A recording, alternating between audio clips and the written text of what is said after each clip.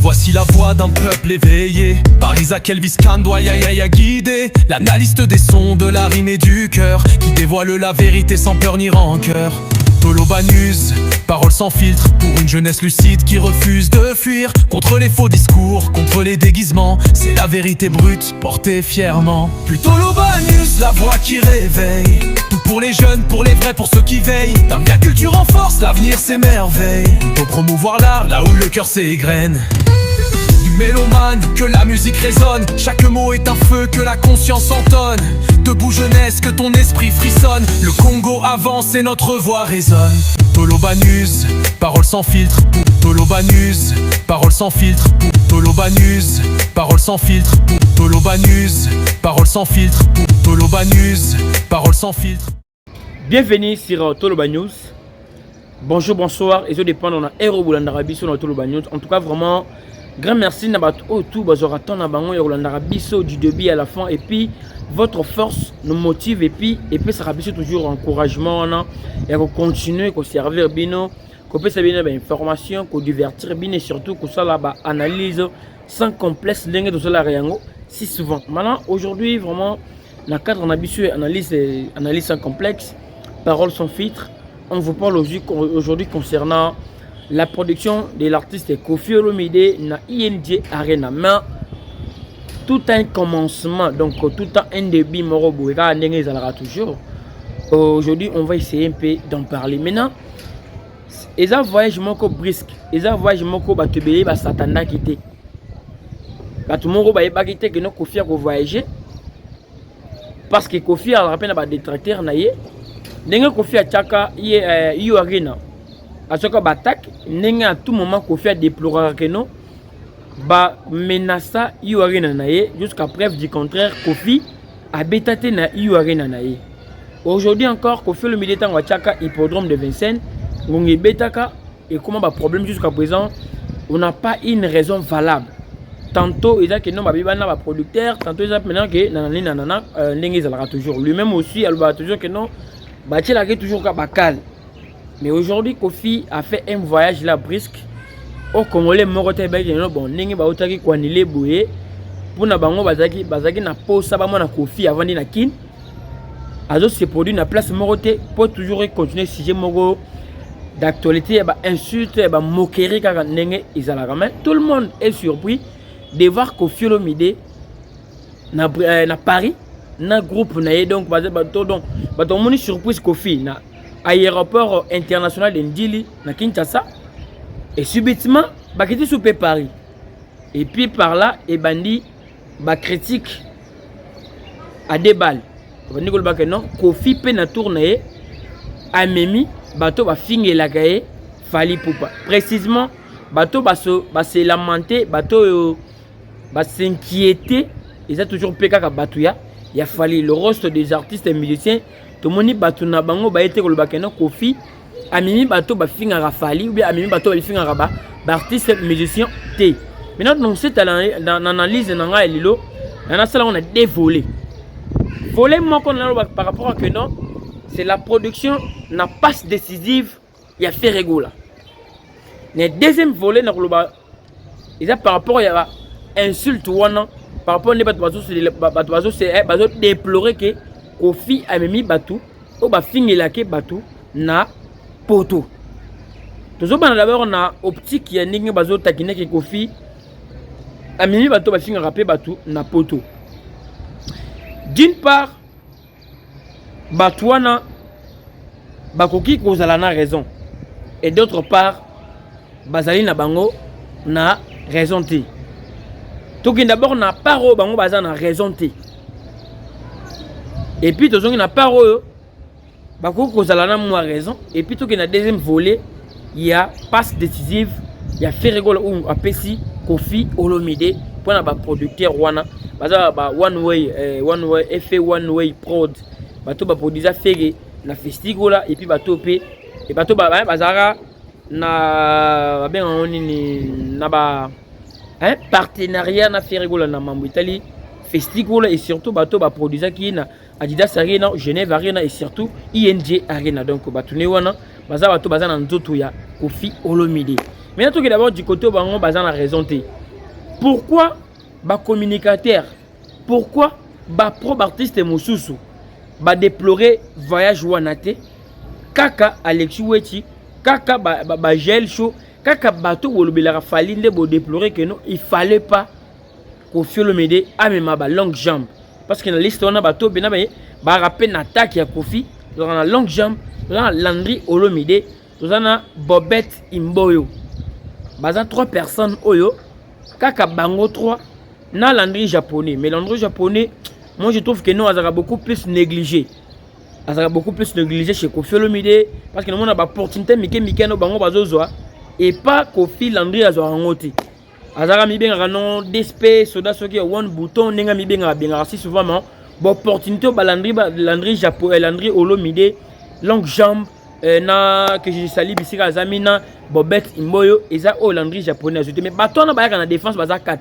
Landry japonais Landry Olomide Bobette Imboyo la femme et surtout longue jambe. Mais pourquoi tout on a déplorer déplacement na bangote kaka moponzi a fallu de déplacer que non à partir d'aujourd'hui bo vendre na bino bolo basu mabete que non fali kaka mutomi marabato ba finga rabato na poto mabe. D'abord pour commencer, ce que font ces gens-là. Bango basa la réplique. Bango basa la réaction. Donc nous avons une réaction. Ça veut dire quand on parle d'une réaction, tout le monde dit que non, action moke zalaka wana. Donc bango na bayaka, ce qui action ezalaka, bango bayaka pona ko la réaction. Bayaka parce que bino mutu bo banda parce que yo tango élection bandaki ko take Kofi Olomide. Je ne pense pas que bango wana mutu bandaki ko take fali pour ya kozonga te. Zionde mutu banda bango ndi baya en retour. Pona ko la réaction parce que Kofi pour le moment azada mukolo. Bon, à tout moment, matin, midi, soir, bah critiquera Kofi, bah finir Kofi à l'occasion de rien. Yo Alexis, j'en ai propos ma bé au tena contre Kofi. Il y a un peu mais marque au popoto. Tu ne peux pas déplorer les longs de zone du magasin bozagi bah ma finger parce que quand tu dis que non, vous le pas que non fallait monter marque bah ma finger et lorsque tu monique Kofi a mis bah toi na poto. A mis bah toi na poto parce que bino ne bon entraîner yon soana. Bino ne bon na Kofi na Kofi Olomide. Kofi a surpris les gens. Peut-être na ba cible na bino webi non. Le golo bateau yo parce que ça comportement ya ba kan na bino. Le golo bateau ba finga Kofi bateau précisément ba finga fali. Bon, ce que to nyata bango pena ke bango ba voyager te. Ndenge da bomema ba combo ya ba marque house, bomema ba combo ya ba mission bateau ba ça rappel réaction parce que bino ne bo bandaka bango ba zengela rapide ba réaction. Mais bon tambo na ba kombo ba tutu wana bo bamba ba mo lokola ba ambassade comme lokola ba palais ba koko na bino bo comme ça ba ambassade lokola ba résidence privée na bino que oyo anyata te bo ba photo bo tambo la nango Kofi vous a surpris. D'abord moi je comprends d'abord c'est les chocs. Ils ont d'abord choc parce que eloko wana bo satandaki nango bino bo zaki ke annoncer publiquement au moins atama mo hippodrome bo bandaki déjà coacher les ba cabale. Bon, ceux qui peuvent parce que vous avez des options. Ceux qui peuvent mais simbi à voyager na batunete. Soit et simbandete. Maintenant première option na bino là que il peuvent mais simbate et simbate. OK, vous avez des options. Ceux qui meki ko simba a raté ko tambo a raté ko za ba visa. Ceux qui mamba ko simbate to tcha ba simbate simbite bo diaboliser soit ba producteur et simbite. Vous avez gagné. Vous avez reçu dès votre donc dès la première proposition allez et si maki nango ipodome mais simbité peut-être difficulté côté na mamita ba producteur maintenant surprise on a des choqué bino parce que bino bo surtout qui date non limité mais profit déjà na poto na bango déjà donc date ko bima baza sur place na poto date bimi ba vendre na ba beti c'est une stratégie au Kofi a frappé sur la place boss à la choquer John wa finga fali na reprouver non. Pourquoi ba mission tout ba moni réaction wana mabete ba moni bon acte Kofi a posé pour voyager na batune wana amono mabete poani parce que bango bayaka les guerre entre Kofi donc quand Kofi na quand il fallait mutu babanda kotake Kofi pas ça ni parce que musique est na bongo bien bo finga raé il pas abana ko zanini ko créer batune ba défendre raé ce n'est que normal. Parce qu'à part on a bato Kofi ba ofinga. À part ne bazara Kofi na jubé c'est connu de tous. toyebi ndenge ke dilaka bato Kofi bafinga bayaka na ba propos moko mabe contre bana wenge ya BCBG bana wenge pe ya BCBG babelaka Kofi mabe wana eza guerre moko entre bango milima ba main noire ezalaka te bafinga na bongo. Donc à part Kofi contre JB na Kofi contre vous, je ne crois pas que bango na bafana na ba plateau pour ko critiquer faire pour ko critiquer au moins récemment ne bana ba yegetier. Donc bango bazana ke balatraper guerre ya Kofi ndenge bino pe bolataka guerre ya Fally. Ok, bino ne bana ko créer guerre wana parce que toi même là au mibenga ozara chef de guerre. Cette surprise est choqué bino boye pas quitter que Kofi ko vaje na bato intel parce que possible que da bilongé il y a que net JR33 nenga asali remix na epucho ya Fally directement comme ennemi na bino beaucoup kaki pe ko kende boye no roi petit na JR roi ko faire comme ko tirer mutema JR va acheter bo bambie pena milinga noir na tol mais Kofi a fait une meilleure stratégie. Il y a voyager na bino na batuna sans que vous le tant que boyebi na bino le remonter bo surtout bo moni internet est peli Kofi à Paris botika sa mamnae bino bolingo mona Kofi erré te poani. Pourquoi vous ne voulez pas voir Kofi erré? Yo sala n'est pas Fally.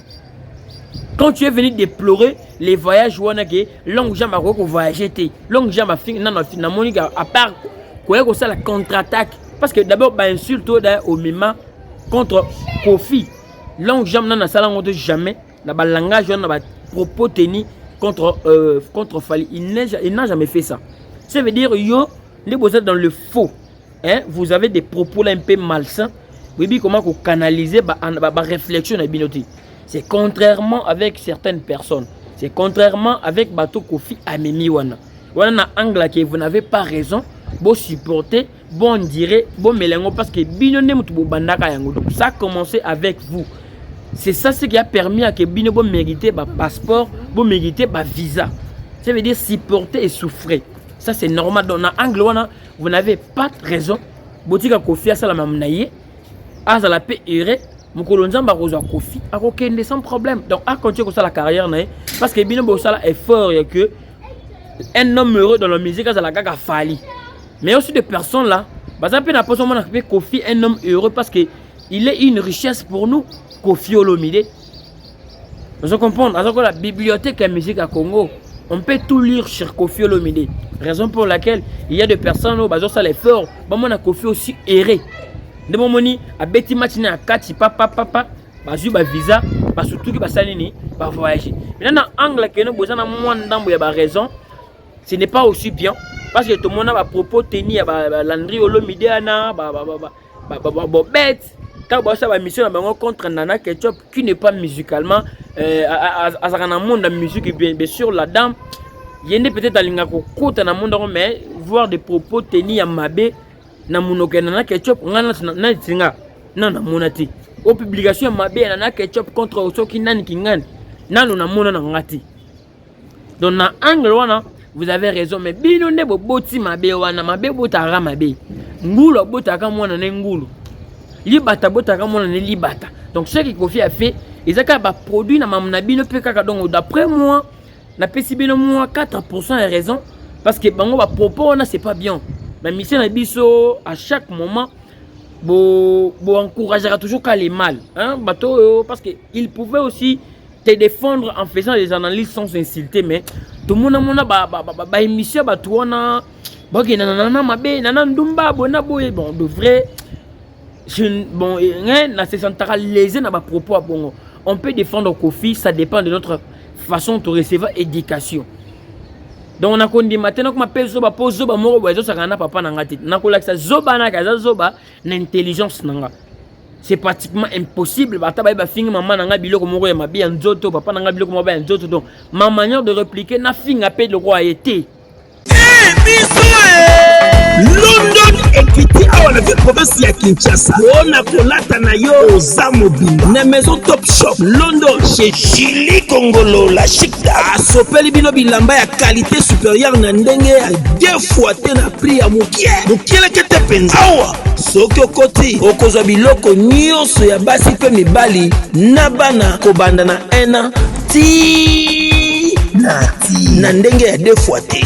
Lokola basak ba robe soirée, ba robe simple, ba blouse ya kitoko makasi, ba perpète ya kitoko, ba sandal, bilamba ya mibali, ba veste, ba chemise, ba chaussure, ba kete ya mibali, pe ya basi, ba ceinture ya mibali na ndenge ya deux fois te. Okanisi suki bongo bazali pe kotekela bino ba TV ya plasma ya ba pouce nyonso okokuta ngwa na prix moko abordable. Ozotuna nga soki ezwami wapi? Ezwami na Avenue Kabambare na quartier Bon Marché na commune ya Barumbu, référence Kin Marché ya Bon Marché. Topoko kobenga bango na numéro ya téléphone oyo plus 243 83 031 92 65 na maison Top Shop London chez Chili Kongolo la Chicta kolate ya ngolo mais na prix mokie makasi. C'est naturel na kolakisa manière moko boye pona ko éduquer mutona ke moni ba propos na yo etikela kaka na nzoto na yo, mais voici ou bien voilà ma façon ya ko relaxer ke no bimizo zo mais ba tona ba propos na bangi moment donné ba genara mabe na mwasi ya fali. Mais moi je comprends qu'il n'y a pas de réponse parce que bino pe bo genara mabe na mobali ya Cindy qui est Koffi Olomide. Ça reste normal. Mutaro longolongo azate mutaro bakisa pe azaliti. Maintenant angle que Koffi a surpris, c'est une bonne stratégie pour n'abartir ces biso ba victime ba main noire. Il ne faut pas annoncer tant que boyebi position que no comme ma réseau que no kota na réseau parce que ba réseau bango ya ko koloba que no lobi na ko kende Paris kaka nenga lobi nenga ko kende. Mais yo tant que vous en réseau te ce que lobi que lobi na ko kende Paris kaka nenga ba information na ba ke ba finir au bouton. Donc stratégie Koffi azui nga na CP na nga nango. L'artiste fait rigolo aussi. Ako adopter style wana. Parce que c'est que long jambe fait, ils a c'est que puis ba gouv ba salak. Ils a no sopi bango to ba sa ba marque ozo bien pour na ko défendre fait ndenge puis bango ba salak. Mais Koffi a fait quoi pour na ko réussir comme bango nyoso di ku moko ta tika donc ba oya voyager na bango, ils a ba oya ciblé ko voyager na bango. Donc si vous voyez quelqu'un a tika l'entourage à Koffi, ils a dit que non mais noirté, ils a que Koffi mo doit tikier. Ça veut dire c'est une bonne stratégie pour na artiste na biso mususu ou vous avez victime. Il y a que voyager dans un groupe na bino au choix. Vous pensez que na voyager dans un groupe na choix na au moni au beti boyngongé simbi pour que neboé on se retrouver freiné quelque part un peu hein et ça la vraiment bien dit. Mais du côté passe décisive. En tout cas Ferrego là il y a on là ça rabile loko l'histoire actuelle de Koffi et Ferré est différente dans l'ancienne histoire de Koffi et Ferré.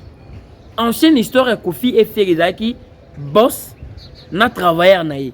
Donc boss donc quelqu'un qui était supérieur à l'autre musicalement et financièrement parce que c'est tout à fait normal engager quelqu'un pour travailler dans ce qui veut dire yondo zaki na mbongo ko engager un tel.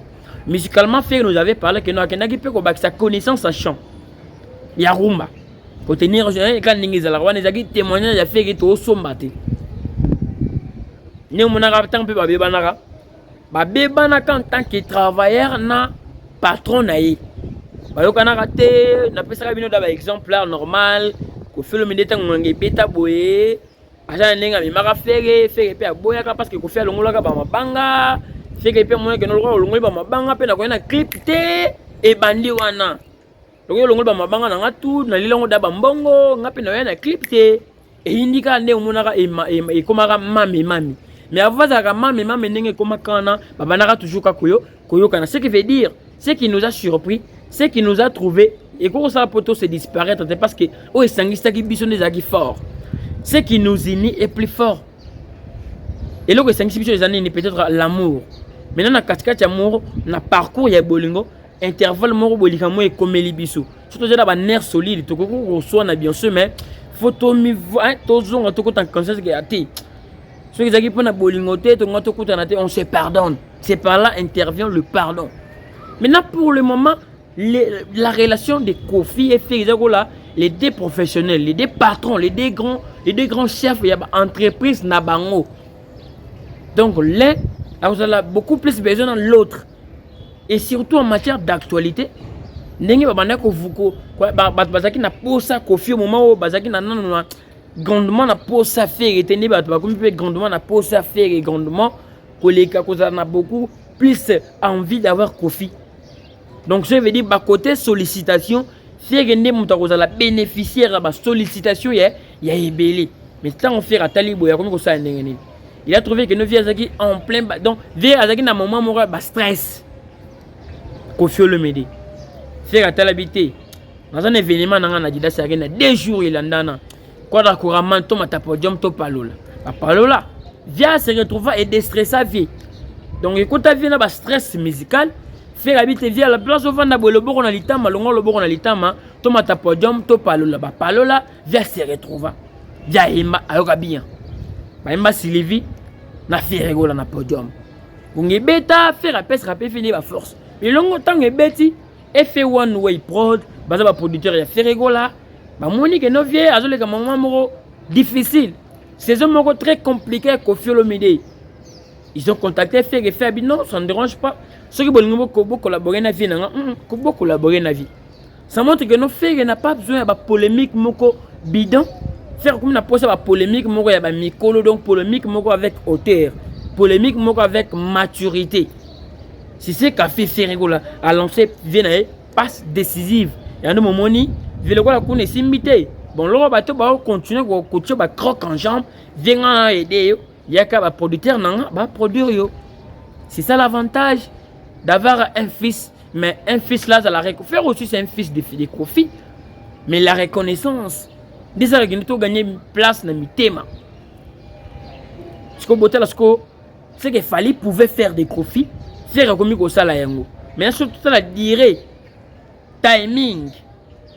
Il fallait faire un quartier là-dedans, non, il fallait faire un numéro. Je comprends. Donc, peu importe la durée, il fallait oublier ma casse. Comme on a 1999, on a 2005, 2006. Mais faire ça 2002, ça 2000 combien on a fait oublier vraiment trop tôt. Bateau ba histoire ba ebi. Ça oublier ma casse c'était faire ça sur 2 ans et demi. Sur 2 ans mo boy na quartier là-dedans. Abimi na. Donc à cause de la côté ta 2004. Ata 2000 donc 2004 OK na 2005. À côté na 2006 boye personne. Alongwe na ye. Après ça la groupe na ye, mais ce que tu as la mouton na ye Sima, il écoute apprendre il y a ébélé chez Kofi parce qu'il y a déjà en tant que avec une griffe. Et ça que là joueur moi betarada quelque part à tchaka babi. Vous voyez que nos joueurs to yo to go bete place intel au bando ko babi. Mais aux qui joueurs bozué à le bakana betara balé maintenant bon mon match officiel n'a été. C'est comme ça avec Fali, c'est comme ça avec Fait. Et fallait na quand c'est dans la beta match officiel té. To ga que no ba misaka album mais album mana disco yo. Ba musique est 1900 sogini ne beta mais album na bangwana et beta ta mukete na Kinshasa et yo kana raté. Ça veut dire non na beta match officiel té. Ce qui est album ba binisa na tala attend cause la match numéro ya interscolaire. Eh ben interscolaire mo bibi maki nango ba be fali faire participer na tournoi na mais match moko officiel avec mboke tchelo matoi mboke talibo ezo mona yo fait que da beta ba match officiel. Et on a que na quartier là avec griffe moro déjà quelque part. Mais quelqu'un qui a beaucoup plus appris de Kofi Olomide, a une réaction à Boété. Il y a 3 producteurs qui ont été là. Pourquoi le bâtiment vient de 3 moi, qui n'est pas fait dans le quadre Koraman. Il y a Simba. Mais 3 producteurs n'ont pas été jusqu'à présent. Au bon mieux, on a pour toi-même. Donc, ce qui est vraiment, je regarde la grandeur d'esprit de Ferré, ils ont continué au cours là. Alors, ouvertement, l'histoire de Kofi Olomide. Alors, ouvertement, ce qu'il a vécu avec Kofi Olomide. Alors, ouvertement, ce qu'il avait vécu avec Werason. Après, on coupe sa passe décisive na Kofi Olomide. A bien ça fait toujours dans les producteurs na festival là. Vieux Werason na tête na liste bateau bazaki ba invité à festival là. Via zo caché na tolo. Kabula na bana mai. Kakola dame ba ki na mer na bisoli na mundele. Ba WhatsApp va se retrouver, ba Jamaïque va se retrouver, ba ko sala mandul moro boy na palais du peuple na tata Rafael des places bazwaki congolais ACP. Mais yo na libenga au côté quelque chose. C'est ça la grandeur d'esprit le partage dans l'esprit de partage. En résumé, faire c'est l'esprit de partage. Donc il se retrouve au centre. Le centre Guénon, il est dans l'obligation de aider congolais. Depuis qu'il y a tout ça la featuring. Bah ça les featuring n'a depuis et coller vraiment petit succès trop parce que tu as dit featuring et fait des plics congolais est bien retroté A beli sous petit nae, matin la première partie, lever les rideaux, INJ lumière. C'est ça la mise en lumière. Donc la mise en lumière, bien slogan, c'est l'action. Mise en lumière, mise en lumière, mais je fais les actions et mise en lumière. A beli on a la dynastie, c'est bablo on la bango, baza ma casse comme ça la promotion, a beli bango sur na concert naï. L'esprit de partage. Na succès ça na on attend les gars ouais beta masolo ba na mai naï. Chose que fallait ça la rater pour le non, fallait que la succès identité ni bino pe ça rafali.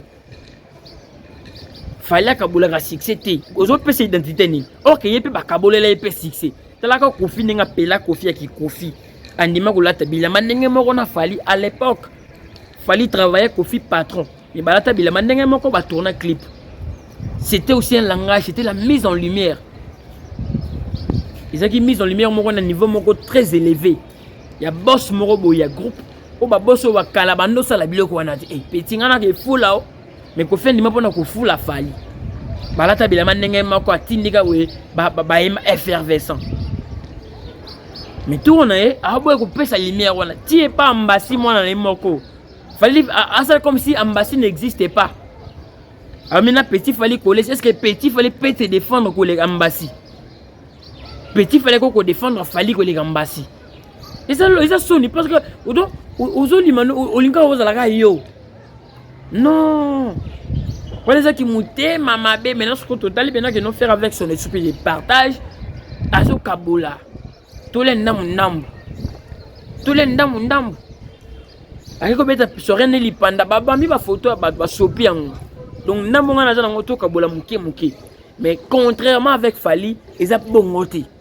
Donc la grandeur d'esprit a fait là, tu limiter le niveau que nos émissions parcours, tu limiter le concert stade de Martinique bien que ça va na maïté, tu limiter la dynastie, tu limiter la INJ nenga bien que ça qui a Jackie na soleil wangate, tu limiter nenga zo bimisa ba fille, azo produire ba fille, ba déplique pomba donc Prince d'Angola il y avait une fois ba noko ba pe ma bé faire Prince d'Angola il y avait un moment moroboye Prince d'Angola noko ba ma bé faire Prince d'Angola il y a deux images mais lélo vous me pensez qu'il fait peut-être comme il a fait, comme il a pu faire à mon an. Mais pourquoi il continue toujours d'aimer les gens? C'est la grandeur de l'esprit. On appelle ça bien. Analyse mort que non. Le Padre n'a Jésus de nuances. L'état d'esprit il y a pardon. Mon torbano le moment bien, au moins peut mener au limicier. De l'autre, Prince d'Angola, on a assuré que basé na contrat na faire tantôt na contrat tantôt on cause la maison de production na label naie. Ceux qui ont un projet, ils ont payé pour produire. Ils ont fantasme de Prince d'Angola. Ils ont chicon sur les sabanes. Ils ont $12,000 à payer ça. Mais il fallait un danseur. Tchanzembo, à son bon. Mais il y a un bifalo le bac. Na monté, manaïbe na maloba bifalo il accepte bisika ni faire à Sungai. Mais faire à l'embarateur continue toujours pour aider battu. C'est ils ont cette grandeur d'esprit neto au Senga et ça la mito ba congolais be eta la Koffi Olomide. Mais ce qui a mis côté na polémique est pour là. Tala ma monnaie il podro me simbité mais azu cop. Donc faire appeler si Koffi Olomide cop na IL Jarina. Donc to c'est la date la fanatique to la ebelé tant on faire Koffi Olomide ko pesa date to freiner te bo payer bien moi dada. Moussa et moi et l'homme moroboepo et déstressé vieux et maîtriser quand même vite à la et ça y est mort tout tika nae vieux moi mon colo mais à toujours na game bazo les sani moro mais ça moro na ba petit nae en tout cas vraiment grand merci na bato besoin temps ya gulanda rabiso na tolo ba news en tout cas vraiment merci beaucoup ya mingi donc bo s'abonner bo liker bo partager surtout bo activer la cloche. Il y a une notification pour prochainement pour rater ba news. Il y a toujours na tolo ba news. Talara ou tolo ba news.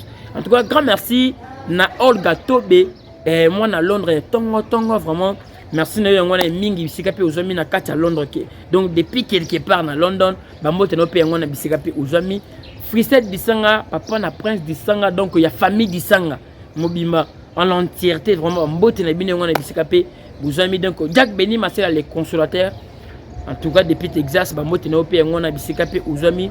Maman Julie Congolo, bon séjour ngona na kata ville à Kinshasa. Donc, beaucoup de rejoindre pe Maman Julie Congolo depuis bon marché. Na veni Kabinda wana, atie moi boutique ne bisika na ya ke biloko tu euta na ndinga London et kitarawana. atekelaka ba quinoa pour balataka bien balataka pe soa ka ndenge ezalaka. Donc maman mère nanga Mariam Pispiringa sona vraiment la gauloise métisse depuis Kinshasa bambote pe ya wana bisika pe ozwami Clende mon petit champion nom kande que j'aime tant nzamba likolo azala na yo abatela yo azaka toujours na yo okola mineko mebele oza munene oza makasi oza tout nzambi pe ya peso inspiration oyaye ayena don oya dota yo ekola evimbe za pe ya munene c'est simple pour servir pe mboka oyo kandenge ezalaka. Donc Belage Pangeto depuis Brésil la brésilienne bambote pe no ngwana bisika pe ozami Gloria Kibambe la gauloise nzamba azala toujours na yo abatela yo. Donc bambote pe yo ya ngwana pe côté yo ozaleli côté pe ozami zoba dédicace et surtout bonjour ya Isaac Kande le warrior warrior Isaac warrior ya falite quand on parle de warrior c'est un guerrier les comme warrior quand on parle de warrior c'est comme si vous avez warrior m'embêter les membres falite. Nous on parle de warrior au vrai sens du mot parce que c'est un terme français. Et quand on parle d'un warrior, on se attend à un attaquant, quand donc on reste branché. Quant à moi, je vous dis un grand merci et portez-vous bien. Au revoir. Tout le monde prochainement ceux qui nous ont besoin. Au revoir. Bye bye. Toloba News. Toloba News. S'abonner, partager, liker et activer la sonnette de notification.